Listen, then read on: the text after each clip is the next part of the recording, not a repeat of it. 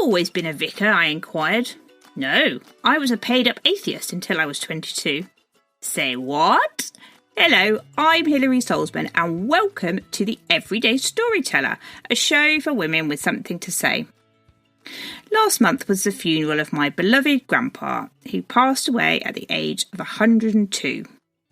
Waiting ahead of the committal, I was making small talk, as you do, with the vicar. In my usual inquisitive/nosy style, I inquired whether the church had always been his calling. Unfortunately, after dropping the bombshell that he used to be a practicing atheist, my dear grandpa was brought down to the chapel and the vicar needed to go. My question left hanging in the air. Later, over a family meal, we ruminated to what the answers might be. I opted for an early gang life, running drugs for the mafia or similar, and then turning to Jesus for redemption. My somewhat less enthusiastic sister opted for a near-death incident, revealing a new path in the light of God.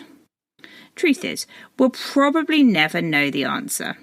I mean, I could just email the vicar, but where's the fun in that?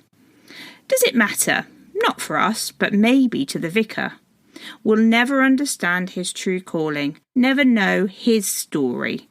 Arguably, that makes no difference. Fingers crossed we never have to see him again, in the nicest possible sense. But imagine you're the vicar, and my family are your potential customers. Would you really want a bunch of strangers trying to second-guess you? And how are you going to appeal to what they need if you don't know the full story about who you are and how you can help solve their problem? Moral of the story: don't leave it up to your audience to fill in the gaps. Don't leave unanswered questions. Give them everything they need to make an informed choice about you, and tell your story to give them something to connect and relate to. So, task for today: have a think about all the questions your customers might have about you.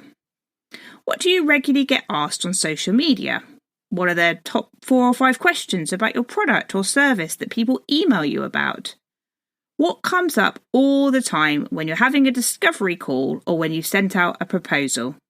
Next, take a look at your online presence, your website, your Instagram, Twitter, etc.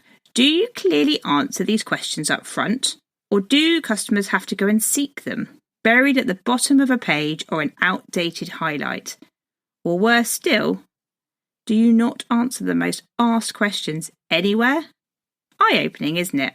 But just think how many more sales you could convert or time you could save answering the same old questions if you position the answers right in front of your customers' eyes. That's it for today. Thanks for listening.